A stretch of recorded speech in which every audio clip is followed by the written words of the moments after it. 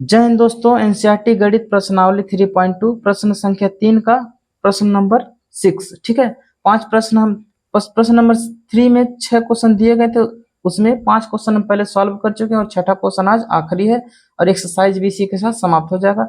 और ये बहुत ही इंपॉर्टेंट क्वेश्चन है, एग्जाम में कुछ इसी तरीके के क्वेश्चन ज्यादा नंबर में पूछे जाते हैं। जैसे देखिए, ठीक है, 5 वर्ष बाद जैकब की आयु उसके पुत्र की आयु से 3 गुनी हो जाएगी। ठीक है, 5 वर्ष पूर्व जैकब की आयु उसके पुत्र की आयु की 7 गुनी थी, उसकी वर्तमान आयु ज्ञात कीजिए। ठीक है, तो इसमें मानना पड़ेगा। जैसे देखिए, हमको जैकब की वर्तमान आयु पता नहीं हो, ना तो उसके पुत्र की आयु पता है, ना तो उसके जैकब की आयु पता है। तो इन दोनों की आयु पता नहीं है, तो इसको हम क्या करेंगे, मानेंगे। जो चीज हमें पता नहीं रहता उसको हम मानते हैं। ठीक, जैसे माना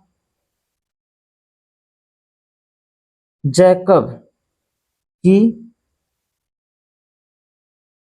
वर्तमान आयु क्या है, x है, तथा उसके पुत्र की वर्तमान आयु क्या हो जाएगी, y। ठीक है, जैकब की वर्तमान आयु x तथा उसके पुत्र की वर्तमान आयु क्या हो जाएगी, y। प्रश्नानुसार अब क्या करेंगे, प्रश्नानुसार हम समीकरण बनाएंगे। प्रश्नानुसार क्या, 5 वर्ष बाद जैकब की आयु, ठीक है, उसके पुत्र की आयु से 3 गुनी हो जाएगी। ठीक है, 5 वर्ष बाद जैकब की, देखिए 5 वर्ष बाद, देखिए 5 वर्ष बाद जैकब की आयु क्या हो जाएगी, x प्लस 5 हो जाएगी, क्योंकि 5 साल इसमें बढ़ गया। उसी तरह अगर इसकी जैकब की आयु 5 साल बढ़ेगी तो उसके पुत्र की आयु भी तो 5 साल बढ़ेगी। तो 5 वर्ष बाद जैकब के पुत्र की आयु क्या हो जाएगी, y प्लस 5 हो जाएगी।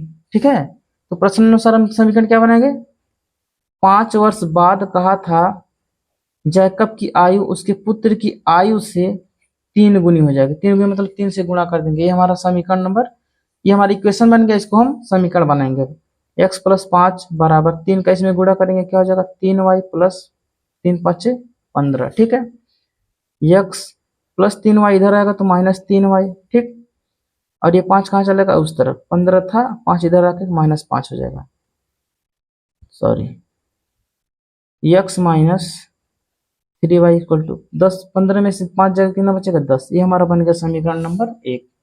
ठीक, अब दूसरा कंडीशन देखिए, दूसरा कंडीशन क्या है, दूसरा कंडीशन क्या है, 5 वर्ष पूर्व, पूर्व मतलब होता है, देखिए 5 वर्ष पूर्व का मतलब होता है पहले। अब 5 वर्ष पीछे जाएंगे, बाद का था तो 5 जोड़ दिए थे, पूर्व का तो 5 घटाएंगे। तो जैकब की आयु 5 वर्ष पूर्व कितनी कितनी हो जाएगी, x में से 5 घटा देंगे, जैकब की आयु है, जैकब की आयु 5 वर्ष पूर्व, जैकब की आयु उसके पुत्र की आयु की 7 गुनी थी। उसके पुत्र की आयु भी क्या हो जाएगी, 5 घटेगी ना, उसके पुत्र की आयु 5 साल घट जाएगी।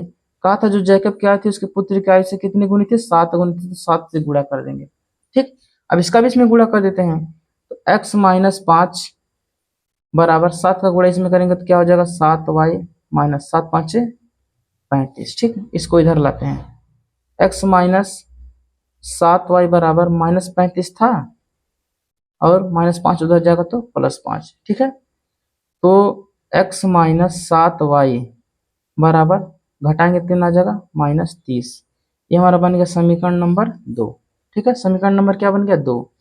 अब समीकरण 1 तथा समीकरण 2 से हम क्या करेंगे, सॉल्व करेंगे। प्रतिस्थापन विधि से भी कर सकते हैं, विलोपन विधि से भी कर सकते हैं, तो हम प्रतिस्थापन विधि से करते हैं। ठीक है, प्रतिस्थापन विधि से क्या करेंगे, चलिए समीकरण 1 से ना इस y को उस तरफ भेज देते हैं, x, देखिए इसको जब उधर भेजेंगे तो x का मान निकालेंगे, 10 प्लस 3y, क्या हो जाएगा 10 प्लस 3y।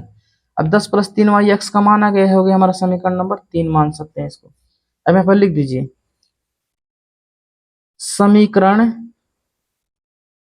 3 से x का मान समीकरण 2 में रखने पर, क्या रखने पर, समीकरण 2 क्या था, देखिए x -7y इक्वल टू -30। ठीक है, x की जगह क्या लिखेंगे, देखिए x की जगह क्या लिखेंगे, 10 + 3y, 10 + 3y और -7y यहाँ पर था इक्वल टू -30।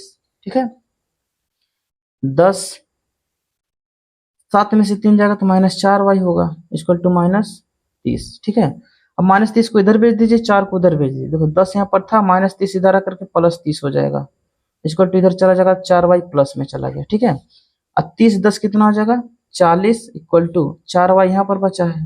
ठीक, और ये y 4 कहाँ चला जाएगा, नीचे चला जाएगा, 40/4 इक्वल टू y, काटेंगे तो y का मान कितना आ जाएगा 10, 4 10 में 40। y किसका वैल्यू है बताइए, y कौन था, देखिए वायु जो था वो जैकब के पुत्र की आयु थी। जैकब के पुत्र की वर्तमान आयु कितनी आ गई, 10 वर्ष आ गई।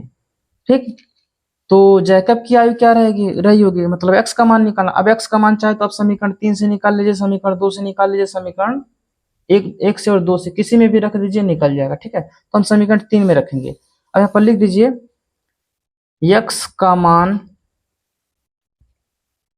समीकरण 3 में रखने पर, समीकरण 3 क्या था, x बराबर 10 + 3y। ठीक है, x बराबर 10 + 3 गुणे y का मान क्या निकाले थे 10। ठीक है, x बराबर 10 + 3 दाएं में 30, x बराबर 10, 30 10 कितना हो जाएगा 40।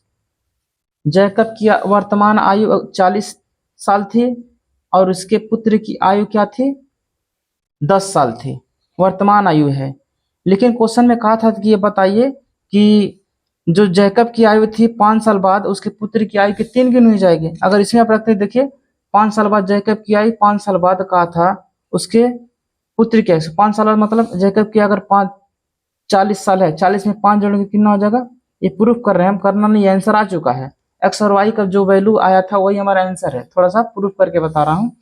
देखिए अगर इसका 5 साल बाद, मतलब अगर जैकब 40 साल का है तो 5 साल बाद 45 साल का होगा, तो उसका बेटा 5 साल बाद कितना हो जाएगा 15 साल का हो जाएगा। देखिए 15 साल कहा था, जो जैकब था, जैकब जो होगा, जैकब की आयु उसके पुत्र की आयु से 3 गुना होगा। 3 गुना मतलब अगर देखिए 15 है तो 15 का ये 3 गुना 45 है, जैकब की आयु 15 3 45 है, देखिए 3 गुना है।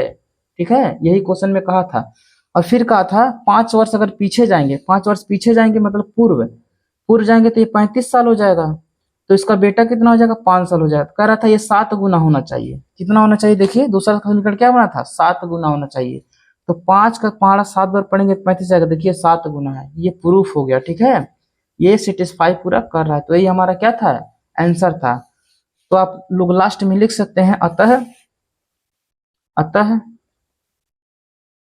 जैकब की वर्तमान आयु x बराबर 40 साल